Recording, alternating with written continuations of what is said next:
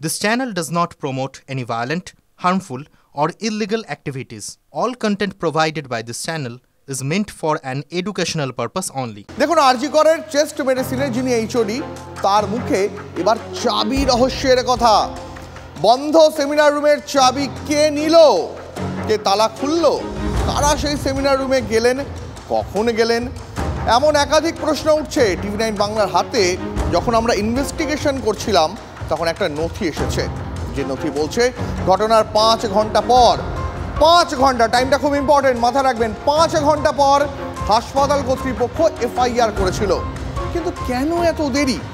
একটা হাসপাতাল, সেখানে একজন ছাত্রীর মৃত্যু হয়েছে, সবাই দেখলেন, কিন্তু 5 ঘন্টা কেটে গেল এফআইআর করতে।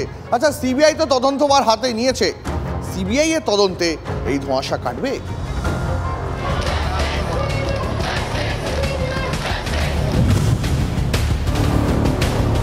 আরজি করের সেমিনার কক্ষ, বিতর্কের কেন্দ্রে এই হল। সেদিন ঠিক কী হয়েছিল? প্রশ্নের উত্তর খোঁজার দায়িত্ব নিয়ে তদন্ত শুরু করেছে সিবিআই। এর মধ্যেই টিভি9 বাংলার ক্যামেরার সামনে মুখ খুললেন আরজি করের চেস্ট মেডিসিনের বিভাগীয় প্রধান ও নার্সিং সুপার।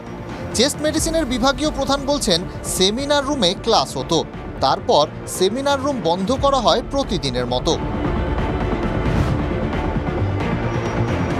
সেমিনার রুমে অ্যাকচুয়ালি চাবি দেওয়া থাকে, এবং আমরা সেদিনকে 8টা ধরুন সে ফর 4টে-5টা অবধি ক্লাস করেছি।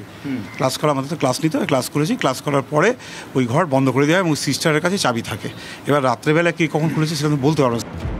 বিভাগীয় প্রধান বলছেন সিস্টারের কাছে চাবি থাকে। হাসপাতালের নার্সিং সুপার কি বলছেন চাবি নিয়ে? একটা বক্সে থাকে, ওখানে একটা বক্সে থাকে। এটা কিন্তু কেউ নিচ্ছে কি না এই ব্যাপারটা ডক্টরদেরই ঘর তো ওটা, সেই জন্য ওটা নার্সিং স্টাফরা এটা নিয়ে কিন্তু আচ্ছা, মানে এইচওডি বলে গেলেন যে সিস্টারের কাছে থাকে, মানে ওটা ওখানে বক্সে রাখা থাকে। সেখান থেকে যার যেমন দরকার হয় ওনারা নিয়ে যান। এখানে বলা থাকে যে নিয়ে গেলে আপনারা রেখে দিয়ে যাবেন। নর্মালি কি নিয়ে যান? রেগুলার ওনারা পড়াশোনা করেন তো ওখানে। রহস্যের কি আরও একটা অধ্যায়? সেমিনার রুম সেদিন খুলল কে? তিলোত্তমা তদন্তে এই চাবি কি নতুন কোনো দরজা খুলে দিতে পারে? চাবি তত্ত্বের পাশাপাশি আরও একটা কথা স্পষ্টভাবেই বলছেন বিভাগীয় প্রধান অরুণাভ দত্ত চৌধুরী, না জেনে পরিবারকে আত্মহত্যার কথা বলা মোটেও ঠিক হয়নি। না জেনে দেবো বলা ঠিক না, কারণ তখনও যখন ডিক্লেয়ার করেনি, মানে ওর ডেথ ডিক্লেয়ার হয়নি, তখন যে বা যদি বলে থাকে এটা বলাটা ঠিক হয়নি, কারণ বলা উচিত না। বিভাগীয় প্রধানের মতে দায়িত্বজ্ঞানহীন মন্তব্য। কাদের? 9 তারিখ সকালে আরজি করে যারা উপস্থিত ছিলেন তাদের।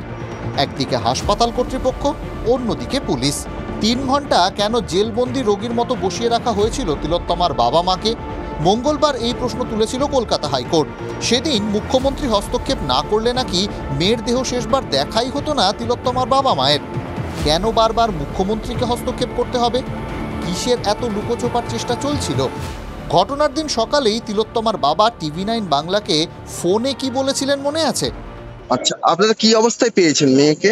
এখনো দেখতে পারিনি আমরা কি অবস্থায় পেয়েছি। কোথায় রাখা হয়েছে আপনাদের? ওই যে ঘরের মধ্যে আছে, একটা ঘরের মধ্যে, সব পুলিশ সেখানে এখনো দেখতে দেয়নি আপনাদেরকে? না, আমাদের এখনো দেখতে দেয়নি। কেন? পুলিশ এখনো কি ইনভেস্টিগেশন করছে, এই করছে সেই করছে।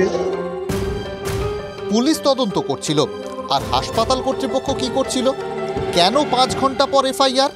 টিভি9 বাংলার অন্তর্তদন্তে বিস্ফোরক আরও একটা তথ্য। সরকারি নথি আমাদের হাতে।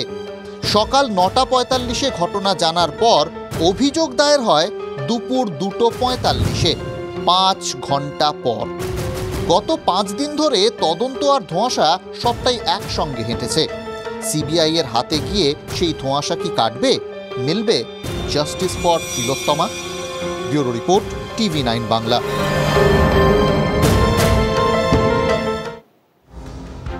আচ্ছা, আদালতের নির্দেশে আরজিকর কাণ্ডে তদন্তভার হাতে তুলে নিয়েছে সিবিআই, কাজও শুরু করে দিয়েছে কেন্দ্রীয় সংস্থা। কিন্তু পুলিশের ভূমিকা নিয়ে প্রশ্ন, সেটা যে এখনো শেষ হচ্ছে না। সব মহলের বক্তব্য যে একটা এমন নৃশংস ঘটনা কোনো একজনের পক্ষে ঘটানো সম্ভবই নয়। আদালতে তিলোত্তমার মা বাবাও এই একই সন্দেহ প্রকাশ করেছেন যে কাজটা একজনের নয়। কিন্তু এখনো পর্যন্ত পুলিশের হাতে গ্রেপ্তার কিন্তু সেই মাত্র এক। 9 তারিখ সকাল থেকে 13 তারিখ বিকেল, 5-5টা দিন। তিলোত্তমাকে ধর্ষণ ও খুনের ঘটনায় কতজন জড়িত পুলিশ সেই উত্তর দিতে পারেনি। একজন গ্রেফতার হয়েছে, কিন্তু সে কি একাই অপরাধী? হ্যাঁ নাকি না? 5 দিনে সেই উত্তর দিতে পারেনি পুলিশ, কিন্তু চিকিৎসক ফরেন্সিক বিশেষজ্ঞদের একাংশ প্রথম দিন থেকেই বলেছিলেন এই অপরাধ একজনের কাজ নয়। এইটা কেউই প্রায় আমরা ভেবে উঠতে পারছি না যে এরকম একটা ঘৃণ্য এবং এরকম একটা পাশবিক অত্যাচারের ক্ষেত্রে একজন ছিল। এটা কমন সেন্স, এবং সেই কমন সেন্স থেকেই আজকে সবাই আলোড়িত, এবং কেউই ভাবতে পারছেন না যে যাকে ধরা হয়েছে সেই একমাত্র অপরাধী ছিল।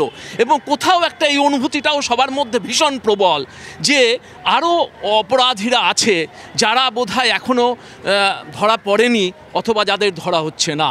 ওই হসপিটালের মধ্যে আরও কর্মরত কেউ ওই সময় উপস্থিত ছিলেন যারা এই কাণ্ডটি ঘটিয়েছেন। আজকে মেয়েটির প্রত্যেকটি শারীরিক যে ক্ষতচিহ্ন আছে সেটা দেখে, তার বিভিন্ন ফ্র্যাকচার দেখে সেটা প্রতিষ্ঠিত। রাজ্যের প্রশাসনিক প্রধান মুখ্যমন্ত্রীও কিন্তু একাধিক ব্যক্তির জড়িত থাকার সম্ভাবনা উড়িয়ে দেননি। আমি চাই পুলিশ যত তাড়াতাড়ি সম্ভব দোষীদের গ্রেপ্তার করবে। মঙ্গলবার কলকাতা হাইকোর্টে তিলোত্তমার বাবা মা যে পিটিশন দাখিল করেছেন তাতেও একাধিক ব্যক্তি জড়িত রয়েছে বলেই সন্দেহ। কিন্তু পুলিশ চটপট সঞ্জয়কে গ্রেপ্তার করার পর তদন্তে এক পাও কি এগোতে পেরেছিল? তার বিচার সিবিআই এর তদন্তকারীরা করুন, কিন্তু রাজ্যবাসী দেখেছেন প্রথম সাংবাদিক বৈঠকের পর তদন্ত সংক্রান্ত একটি লাইনও অতিরিক্ত বলেনি পুলিশ। আমি বলছি আপনাকে, আমরা এই জিনিসটার ব্যাপারে it's at the preliminary stage of investigation, এবং ফার্দার কে ছিল না, he was the only one, this questions will get answered in due course of time. Missing link. তিলোত্তমার খুন ও ধর্ষণের ঘটনায় শুরু থেকেই একাধিক মিসিং লিঙ্ক ও প্রশ্ন ছিল। 5 দিনেও যে প্রশ্নের উত্তর মেলেনি, আর মঙ্গলবারের পর পুলিশের হাত থেকে কেসটাও missing. Bureau report, TV9 Bangla.